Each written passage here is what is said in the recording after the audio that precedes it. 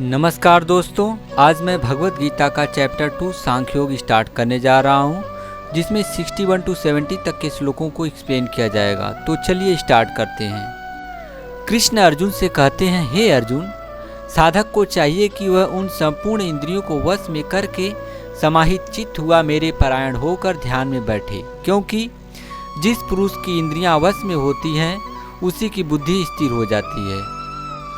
विषयों का चिंतन करने वाले पुरुषों की उन विषयों में आसक्ति हो जाती है। आसक्ति से उन विषयों की कामना उत्पन्न होती है और कामना में विघ्न पड़ने से क्रोध उत्पन्न होता है। क्रोध से अत्यंत मूढ़ भाव उत्पन्न हो जाता है। मूढ़ भाव से स्मृतियों में भ्रम हो जाता है। स्मृतियों में भ्रम हो जाने से बुद्धि अर्थात ज्ञान शक्ति का नाश हो जाता है और बुद्धि का नाश हो जाने से यह पुरुष अपनी स्थिति से गिर जाता है।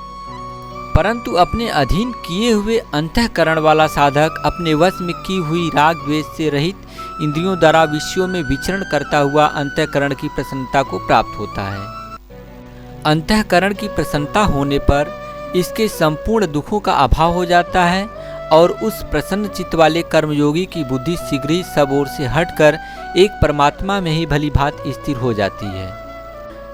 न जीते हुए मन और इंद्रियों वाले पुरुषों में निश्चयात्मिका बुद्धि नहीं होती और उस आयुक्त मनुष्य के अंतःकरण में भावना भी नहीं होती तथा भावनाहीन मनुष्य को शांति नहीं मिलती और शांति रहित मनुष्य को सुख कैसे मिल सकता है।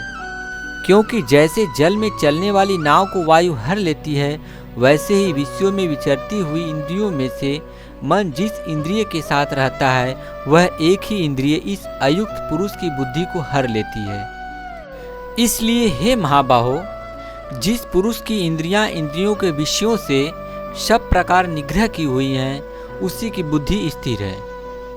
संपूर्ण प्राणियों के लिए जो रात्रि के समान है, उस नित्य ज्ञान स्वरूप परमानंद की प्राप्ति में स्थित प्रज्ञ योगी जागता है और जिस नाशवान सांसारिक सुख की प्राप्ति में सब प्राणी जागते हैं, परमात्मा के तत्व को जानने वाले मुनि के लिए वह रात्रि के समान है। जैसे नाना नदियों के जल सब ओर से परिपूर्ण अचल प्रतिष्ठा वाले समुद्र में उसको विचलित न करते हुए ही समा जाते हैं, वैसे ही सब भोग जिस स्थित प्रज्ञ पुरुष में किसी प्रकार का विकार उत्पन्न किए बिना ही समा जाते हैं, वही पुरुष परम शांति को प्राप्त होता है, भोगों को चाहने वाला नहीं।